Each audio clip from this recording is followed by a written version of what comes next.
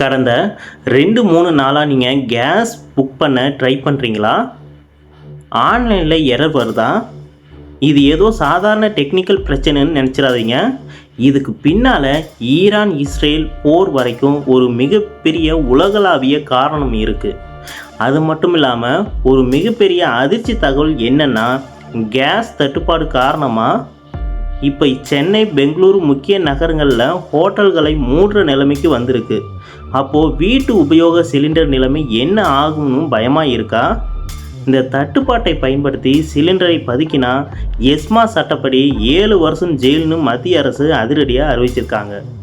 இனிமேல் நீங்கள் நினச்ச நேரத்திலலாம் கேஸ் புக் பண்ணவே முடியாது. அந்த புதிய 25 நாள் கட்டுப்பாடு என்ன? உண்மையாகவே தட்டுப்பாடு வந்துருச்சா?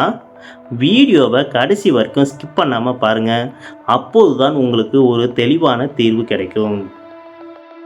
வணக்கம் நண்பர்களே, welcome back to VSK Tamil info.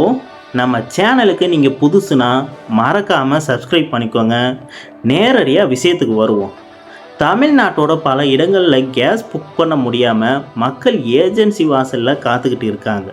இதுக்கு முதல் காரணம் மக்கள்கிட்ட ஏற்பட்ட பதற்றம். ஆமாங்க, ஹோட்டல் சிலிண்டர் கிடைக்கலைங்கிற நியூஸ் கேள்விப்பட்டதுமே சிலிண்டர் தேவையில்லாத வீடுகளில் கூட அட்வான்ஸாக புக் பண்ண ட்ரை பண்ணியிருக்காங்க.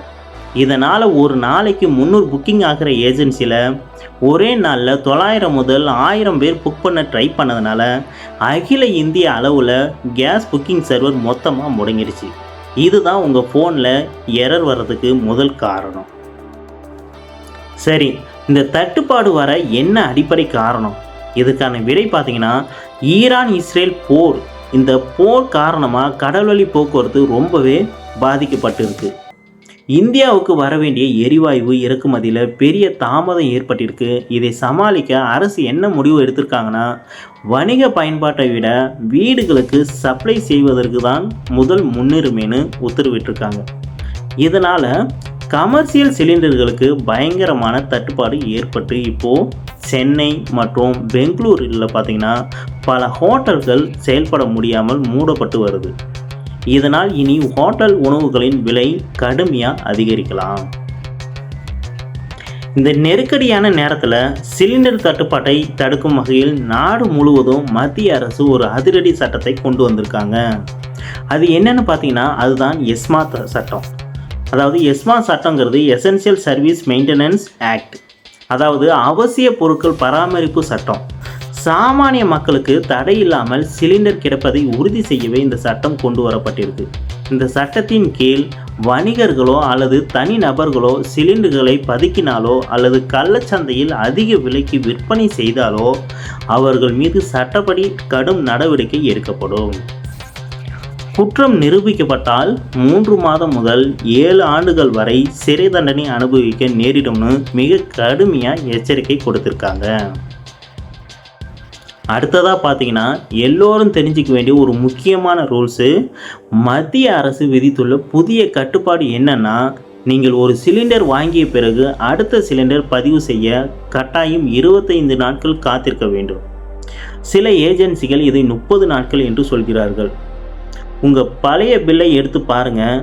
25 நாட்கள் முடியலைன்னா சிஸ்டம் உங்கள் புக்கிங்கை அக்செப்ட் பண்ணாது.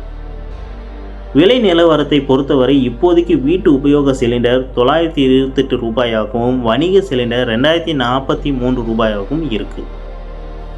கடைசியாக ஒரு நல்ல செய்தி நண்பர்களே, என்னன்னு பார்த்தீங்கன்னா, தமிழ்நாட்டில் தங்கு தடையின்றி விநியோகம் செய்ய இன்னும் 20 நாட்களுக்கு தேவையான சிலிண்டர்கள் கையிருப்பில் உள்ளன என தமிழ்நாடு அரசு உறுதி அளிச்சிருக்காங்க.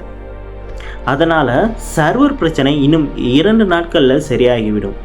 வீட்டுக்கு கேஸ் வராதனோ யாரும் பேனிக் ஆகிய அவசர புக்கிங் பண்ணாதீங்க.